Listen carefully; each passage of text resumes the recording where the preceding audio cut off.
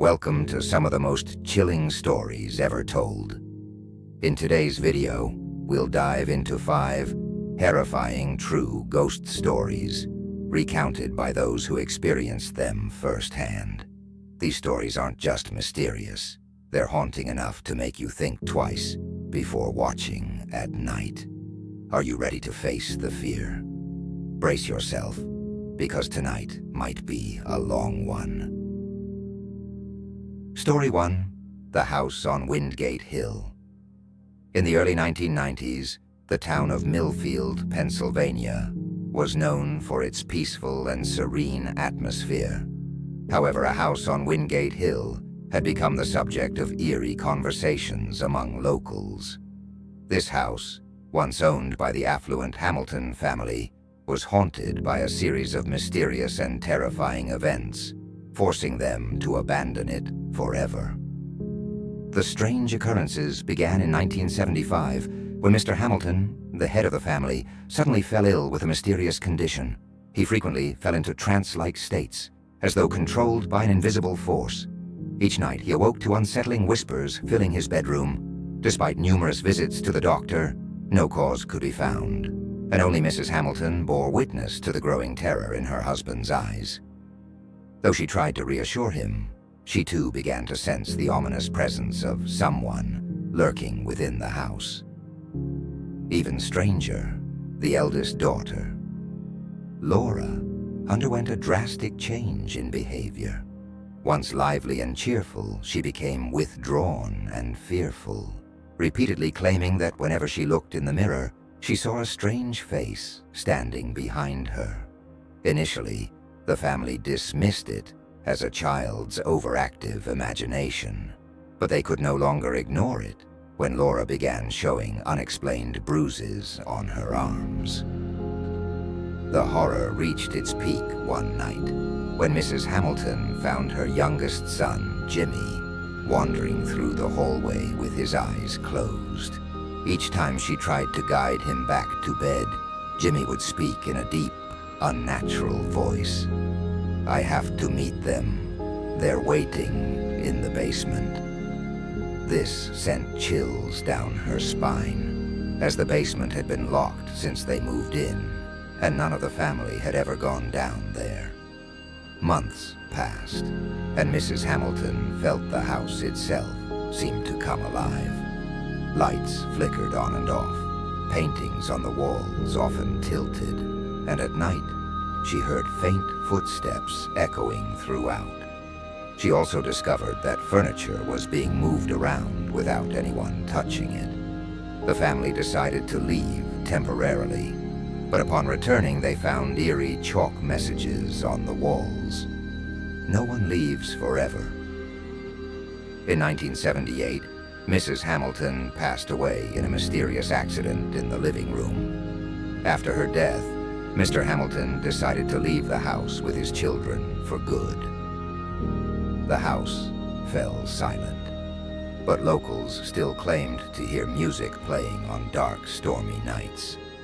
Some thrill-seekers who dared to enter came back shaken, insisting they'd seen a shadow watching them from the second floor. To this day, no one dares to set foot in the house on Windgate Hill, where the Hamilton family once lived and left in fear. The stories of the house continue to spread, becoming an unsolved mystery that haunts the minds of those who have ever heard of this place. Story 2. The Road of Shadow Creek. In 1997, Tom was a truck driver specializing in transporting goods across remote areas of Oregon. One October night, he was on his way to the small town of Ashmore to deliver cargo when a sudden storm struck, causing a landslide that blocked the main road.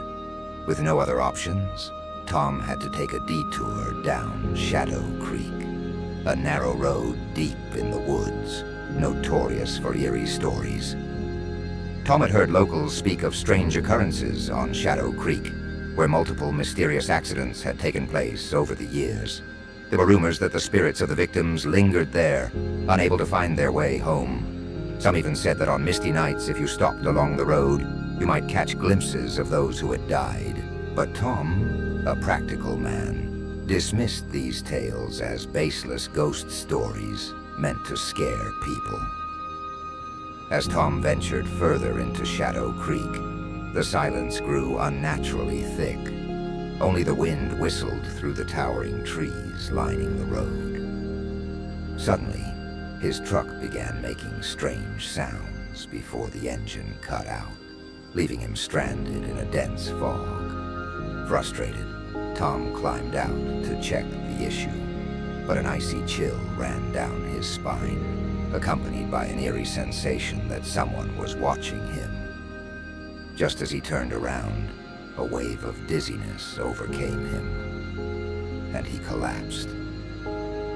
In a trance-like state, he found himself standing in the middle of a mist-covered road, surrounded by shadowy figures scattered along the roadside. Their pale, ghostly faces stared at him with vacant eyes.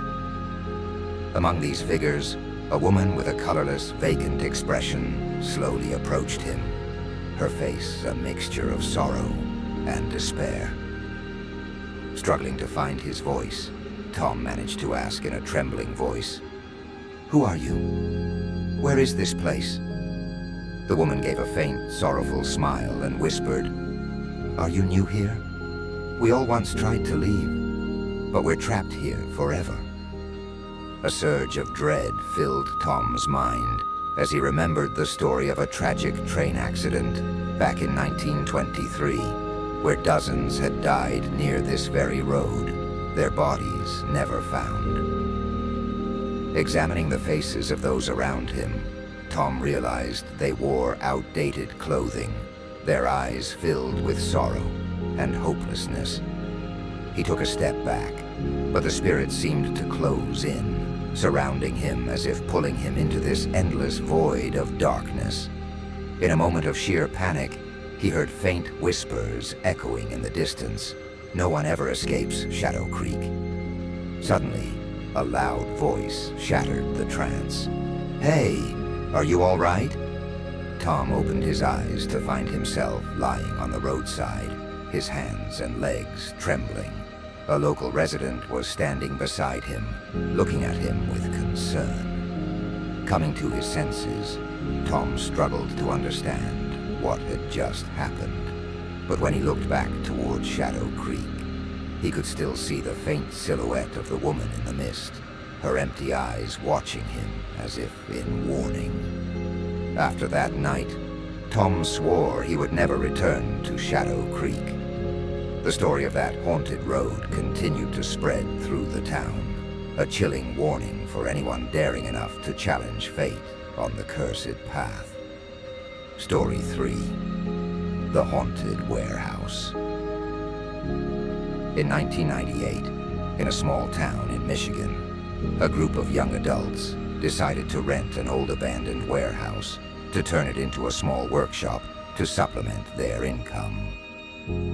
This warehouse, located on the outskirts of town, had once been a large production facility, but was abandoned in the 1970s after a tragic fire that had claimed the lives of many workers.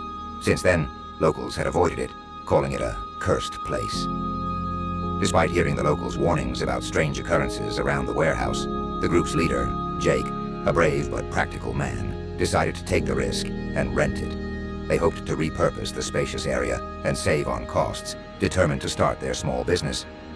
Motivated by a strong desire to improve their incomes, the group began cleaning and organizing the warehouse. From the very first day, unusual events began to happen. They carefully rearranged the remaining equipment and tools left in the warehouse, tidied up, and threw away the unnecessary items. But, strangely enough, the next morning, when Jake and the group returned, they found everything out of place again, as if untouched. Old items they'd discarded had mysteriously returned to their original spots. Jake tried to reassure everyone, suggesting that it was a coincidence or maybe just a prank. But things took a disturbing turn when the clocks inside the warehouse all stopped, precisely at 2 a.m., and some of the old machines turned on by themselves, producing strange, unsettling sounds that woke them from their sleep. One night, as everyone had drifted into an exhausted sleep after a long day's work, a faint, chilling cry for help echoed through the silent space as if someone were trapped in a distant part of the warehouse. Jake woke up, looking around to find his friends still asleep. Every time he followed the sound, it would fade away, leaving him with a haunting sense of dread. As the days passed, the eerie events only grew more intense. Some members of the group started losing sleep, suffering from nightmares, or feeling as if they were being watched. Despite the fear, they continued to stay, determined to make the most of the space due to their limited means. Then came the fateful night. Everyone had finally drifted off, overwhelmed by exhaustion, when a sudden blaze erupted in a dark corner of the warehouse. The flames spread so quickly that no one had time to react. Thick smoke filled the air, and Jake, waking to the suffocating scent of smoke, realized they were reliving the tragic events of the past. Panic set in as they scrambled toward the exits, only to find that the main door was inexplicably blocked. Jake used all his strength to force the door open, while the cries of those around him were drowned in the chaos of the fire and smoke. The cries seemed to echo, as if from another realm, perhaps from the souls still trapped from that original tragic fire. Eventually, as the flames engulfed the warehouse, some members were rescued by the fire department, narrowly escaping the building. As they looked back at the warehouse, Jake spotted a faint, ghostly figure standing at the window, its pale face gazing out, as if to warn or bid them farewell. After that night, Jake and his team never returned to the warehouse. The fire served as a chilling reminder of the past tragedy, and stories of the trapped souls continued to haunt the town. The warehouse remained empty and desolate, a silent warning to anyone tempted to defy fate by entering its cursed walls. 4. The Child Beneath the Ground. Mr. Miller was an elderly security guard working at a large construction site on the outskirts of Chicago. The site had once been abandoned for years before being redeveloped into a high-end residential complex. On his night shifts, Miller would sit alone in a small guard shack, a dim yellow light casting shadows into the quiet darkness. One night, in early October, Miller dreamt of a child. A boy around 6 years old appeared in his dreams, wearing old-fashioned clothes, his hair tousled, and his face bearing a hint of sadness. The boy sat on a pile of earth, his legs swinging as he smiled. Miller found himself sitting beside the boy, talking as if they were old friends. When he woke, he smiled, dismissing it as an odd dream. But the following night, and the night after that, the dream repeated. In each one, Miller played with the boy, listened to his innocent stories, and each time, the dream would end with the boy looking up at him, saying, "I want to go home." At first, Miller brushed it off as coincidence, but as the dreams continued, they became more vivid and haunting. Every night, the boy appeared, and Miller felt an inexplicable closeness to him. One night, Miller asked, "Where is your home?" The boy pointed toward the construction site's foundation pit and said, "My home is there." Miller woke up with a chill. He told himself it was just a dream, but a feeling of unease lingered, urging him to investigate. He reported his dreams to the site managers, but no one paid him any mind. They dismissed it as the imaginings of an old man. Then one night, under a faint moonlight illuminating the site, Miller dreamt of the boy standing beside the foundation pit, his expression sorrowful. The boy pointed downward, his voice soft but haunting. "Please take me home." The next morning, Miller couldn't ignore the pull to investigate further. He walked down into the pit, a cold, eerie silence hanging over the area. Just then, a construction worker stumbled upon something unusual buried in the earth. As they dug further, the entire crew was horrified to uncover a small skeleton, along with fragments of an old, tattered piece of clothing. The police were called, and after days of investigation, they confirmed that the remains belonged to a boy who had gone missing in 1982. What sent chills through everyone was the realization that this boy had once lived in the area, though no one knew how he had ended up buried beneath the construction site. Miller, who had witnessed the strange dreams, was left grappling with disbelief. Since that day, he often wondered if the boy was a restless spirit seeking closure, or if it was simply an eerie echo of the site's past darkness. People began to say that on moonless nights, the figure of a young boy could still be seen near the pit, searching for something long lost. And though the new building rose above it, stories continued to circulate of a spirit that never truly left its final home, buried deep underground. Story 5. The Last Village Watchman.